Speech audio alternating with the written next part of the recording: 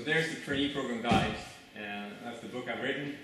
I'm right now kind of upgrading the website, and I'm hoping to put some film from here on there. And it took me, this is the second version I wrote. I wrote one book first, and it wasn't really good, and then I started over and I wrote another book. And this one is very much focused on kind of advice, and it's very, very short. The reason why I wrote it is because I felt that when I started my trainee program, there was a lot of things I didn't know.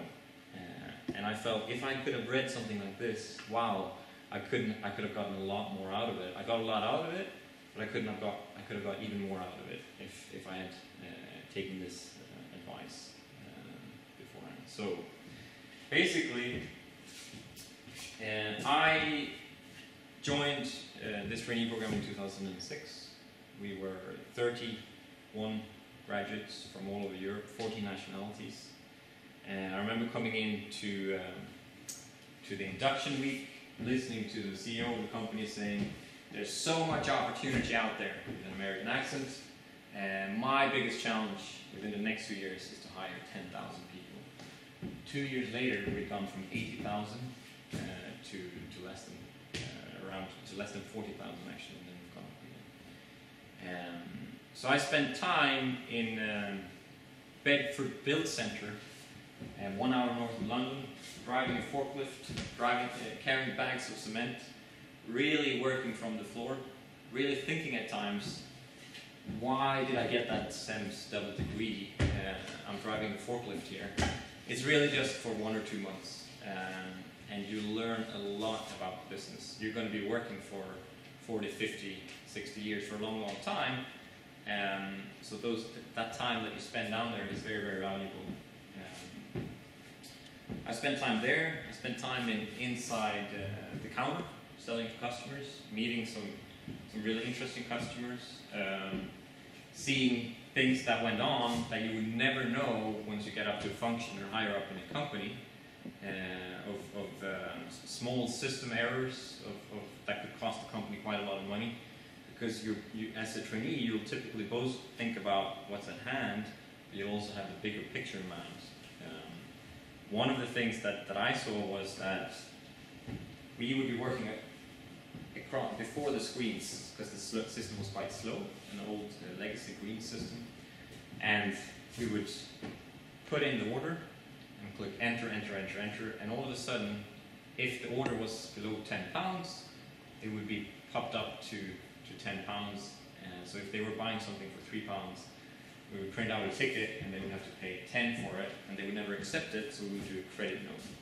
That was how the system was set up. It was called minimum order charge. It made sense theoretically, but realistically what happened was that we were creating all these credit notes. A credit note costs a lot of money, and when you calculate it out across the whole business, looking at how many credit notes that we had just because of that small little system setup, it cost us at a moderate, very moderate estimation of it, was around, I think, £35,000, and a high estimate of it was much, much higher. That was one of the things I presented to our CEO later on, because you get an opportunity to do that. We got the opportunity to do that, and you would probably as part of the trainee program. There's just one example, and there was many, many things. Barcode scanners, why don't we have them? Anyway, so I spent time there in Bedford. I worked night shift in the distribution center. I did an area project as a regional manager.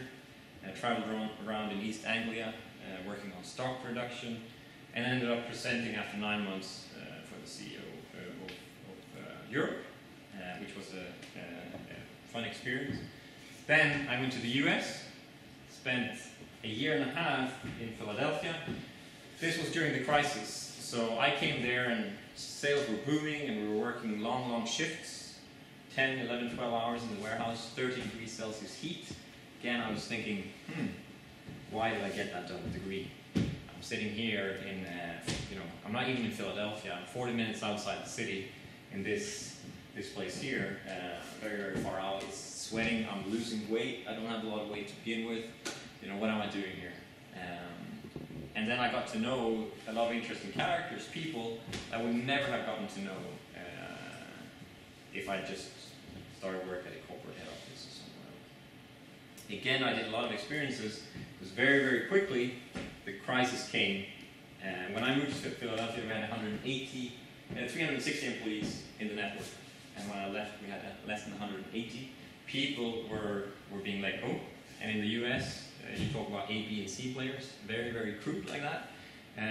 C players were gone, they had a few B players left, and the rest of it was A players. And there was I, as a trainee, coming from Sweden. The company was investing in me, I'm learning, I'm not really contributing to the company yet. And how do you deal with that kind of situation? And the way I dealt with it was I just showed that I really meant business and I was working.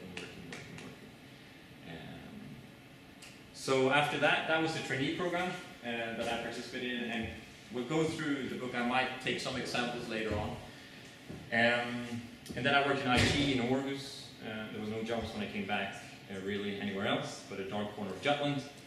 And then I worked in sourcing for the last 4 or 5 years here in Copenhagen, and the job I got was really the job that I wanted to do, join the trainee program. So it paid off, but it took 3 years before I got there. So you need to kind of have that patience. Today I have 5 people working for me. I work across the Nordics. We do sourcing work, we do change projects. I'm also responsible for our project management office. So that's kind of the warp speed, really warp speed of the trainee program. So I put the book in front of you, and really what I wanted to do was, I was hoping that I could give it to you beforehand, but we put this together so quick. So what I want you to do, basically, is